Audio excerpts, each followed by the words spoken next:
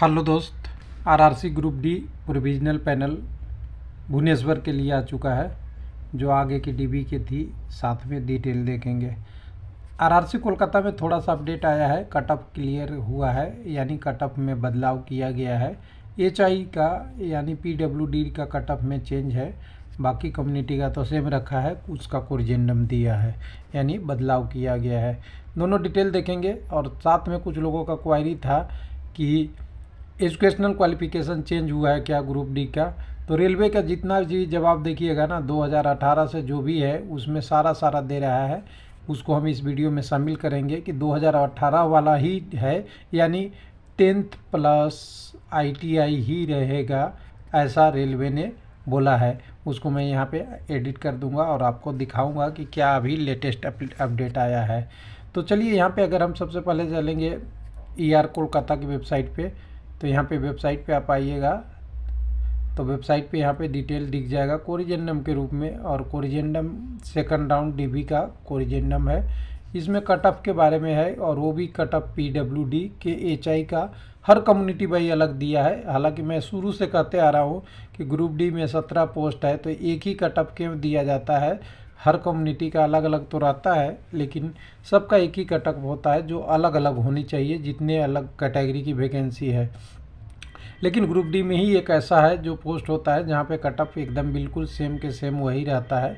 तो यहाँ पे आप देखेंगे तो यहाँ पे यूआर और ईडब्ल्यूएस का अलग कटअप निकाला है और ओबीसी एसटी के लिए 28 निकाला है। पहले ये कटअप 28 ही टोटल था, हालांकि 28 कटअप हो ही नहीं सकता किसी कंडीशन में यूआर का, क्योंकि जानते हैं मिनिमम क्वालिफाइंग मार्क्स के लिए 40% होना चाहिए और पीडब्ल्यूडी कैंडिडेट के लिए 2% छूट है, यानी 38 से तो नीचे होता ही नहीं।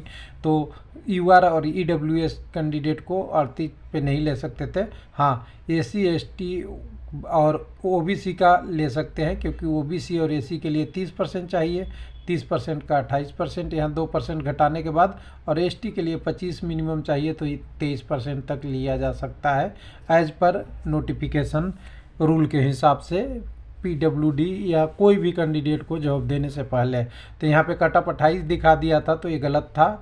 जो लोगों ने कंप्लेन किया होगा कि यूआर और ईडब्ल्यूएस का 28 नहीं हो सकता, तो इन्होंने अलग अलग कर दिया। हालांकि कैंडिडेट वही है और कटअप वही है, यानी पहले मिनिमम वाला खाली दिखा दिया था, अब खाली कोरिजेंडम करके ऊपर वाला कटअप भी दिखा दिया, यानी ऊपर के सेलेक्ट कैंडिडेट यूआर और ईडब्ल्यूएस का 38 से ज़्यादा नंबर पहले भी था और ये अभी भी था, लेकिन दिखाया अलग है। अब चलते हैं भुवनेश्वर पे। तो भुवनेश्वर पे अपडेट जाने से पहले हम चलेंगे, पहले वाला कटअप एक बार दिखाना पड़ेगा। तो आपको पहले वाला कटअप खाली 28 दिखाया था, तो यहाँ पे सबके लिए 28 था, यानी सबसे लोएस्ट वाला कटअप 28 था। 38 तो यूआर और ईडब्ल्यूएस का होता ही पहले भी, या उससे ज़्यादा होता। तो चलिए ये दोनों अपडेट को करते हैं बंद, चलते हैं भुवनेश्वर के वेबसाइट पे चलेंगे। तो भुवनेश्वर के वेबसाइट पे आपको आएंगे तो यहाँ पे अपडेट आ गया है जो आपका publication of provisional panel part. अभी इस पे देखेंगे तो कह सकते हैं कि यहाँ पे डीबी भी बहुत अच्छा हो रहा था, जितनी वैकेंसी था उसका भी आ गया। तो यहाँ तो अब रिप्लेसमेंट पैनल की ही लगभग बातें में है और ठीक ठाक आगे प्रोग्रेस है। यहाँ पे आपका बिलासपुर की जैसा यहाँ पे भुवनेश्वर में भी है। तो यहाँ पे देखिएगा लिखा जाएगा कि टोटल 117 कैंडिडेटों का प्रोविजनल पैनल है और ये 7th प्रोविजनल पैनल है। तो कह सकते हैं अच्छा है, और मेरिट के हिसाब से सब कुछ क्लियर करने के बाद, नॉर्मलाइजेशन करने के लिए बाद, और मार्क ओवरऑल मेरिट रैंक की बिंग मेडिकल फिट कैंडिडेट सभी का है। डू सब करने के बाद ये टोटल ये जो आ रहा है उसका डिटेल नीचे पे दिया हुआ है। हर कैंडिडेट का नंबर भी यहाँ देता है, जो कह सकते हैं अच्छा है। पोस्ट अलॉटेड क्या हुआ है वो भी दे दिया है। कुछ लोग कहते हैं कि बाद में जिनका डीबी होता है उनको पोस्ट हायर नहीं मिलता, तो देखिए मिला है। 8 नंबर कैटेगरी, 7 नंबर कैटेगरी, 17 तो आपको ट्रैक मेंटेनर वाला है। देखिए assistant in CNW, TNR, TRD, pointman, यानी सब पोस्ट मिला है। ऐसा नहीं है, सभी कैंडिडेटों को अलग अलग नंबर से मिला है। लेकिन अब कटअप के बारे में अगर जानेंगे तो कहाँ तक कटअप क्लियर हो गया, तो यहाँ से आप देखेंगे तो यूआर का कटअप लगभग आपका 69 के आसपास यहाँ तक दिखा रहा है। बाकी हो सकता है ओबीसी भी यूआर में क्वालिफाई हो, वो अलग बात है, लेकिन बाकी ये मिक्स जहाँ तक दिख रहा है वो आपको क्वालिफाई वाला कट ऑफ है, उसके बाद एससी का है, फिर ईडब्ल्यूएस का है, एसटी का कट ऑफ है। टोटल एसटी में देखेंगे तो मिनिमम तक 47.52 तक हो गया, लेकिन जिनके कम नंबर है उनके भी, और 48 नंबर में भी देखिए एसटी कैंडिडेट है उनको ऊपर वाला पोस्ट मिला है। तो ध्यान रखिएगा, हर कम्युनिटी के जो टॉपर रहेंगे, जो ज़्यादा वाला नंबर रहेंगे, उनको आपको पोस्ट प्रायोरिटी में थोड़ा अच्छा पोस्ट मिलता है, यानी पोस्ट प्रायोरिटी जो ऊपर भरा है वो मिलता है, बाकी नीचे मिलता है। अब आते हैं दूसरे अपडेट पे जो क्वालिफिकेशन का। तो अंकित कुमार जी ने आरटीआई लगाया था, ये 22 तारीख का रिप्लाई आया है, 22/2/2024 के आसपास देख लीजिएगा, यानी कह सकते हैं कि आपका लेटेस्ट अपडेट यहाँ पे मिलेगा। रिक्वेस्ट डिस्पोज इन 22/2/24, जहाँ पे आपको रिक्रूटमेंट आपको जो दिया गया था उसमें ये इन्होंने पूछा था, एक बार मैं बड़ा कर दूँ तब आप देख पाएंगे थोड़ा। यहाँ पे इस क्वेश्चन में यही था कि आईटीआई चाहिए या आईटीआई 10+ सीसीए चाहिए या और चाहिए, ये क्वालिफिकेशन बताना है। अंकित कुमार जी ने इन्होंने ही शेयर किया है। तो इन्होंने सब कुछ लिखने के बाद इन्होंने लिख दिया कि NG2 वाला तो मैंने दिखाया था ही आपको वीडियो में, कि जो सर्कुलर होता है उस पर देख लीजिए, उस पर 2000 अपडेट का है, उसी का है। तो फिर उन्होंने क्या किया, लोगों ने और पूछा तो इन्होंने क्या कर दिया, ये copy of railway board dated 29/9/2018 enclose कर दिया।